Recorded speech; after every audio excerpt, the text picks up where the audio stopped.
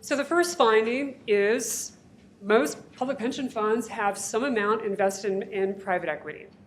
Of our 163 public pensions, only 11, or 7% of our sample, did not have any dollars invested in private equity.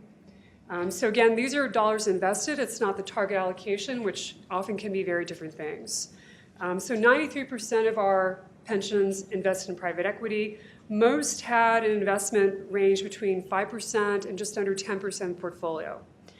This 93% is quite high, and it's grown from about 84% from our report in 2014.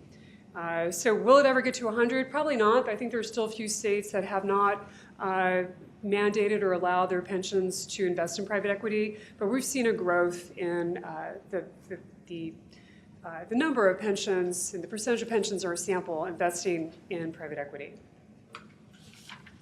The second finding is, as a whole, U.S. public pensions invest about 9% of their portfolio in private equity.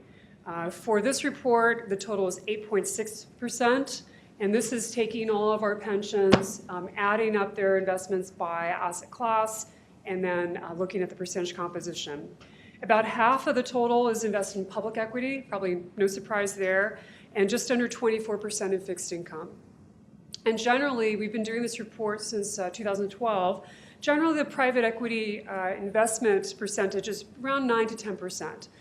So this has been fairly normal since we started in 2012. I'd also say that the percentage towards fixed income and public equity is also in that 1 to 2 percentage point range that you see here. So it seems very stable for public pensions and their allocation distribution. The third finding is that private equity outperforms other asset classes. So if you go back to your risk premium, this should be no surprise, but we like to verify it with actual data from LPs. And the bar charts represent the median public pension return based on 10-year annualized returns. So in other words, if you rank the public pensions for private equity, that 8.6% is the median pension return for the pensions reporting 10-year annualized results.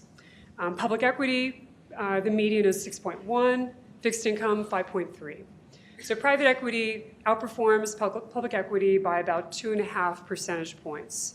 Total fund returns for these pensions, the median is 5.3 annualized over the last 10 years. So one thing to note is that the only asset class, one thing to note, if you're reviewing public pensions, you'll probably know that there's an actuarial target return. The average right now is 7.5%. This return is the amount that they use to value their future liabilities, right? And it's also the amount that they're estimating their investments will return over the long-term horizon. So based on this data, the only asset class outperforming that 7.5 actuarial target return is private equity. So when the question that I get often is, why do LPs continue to invest in this asset class?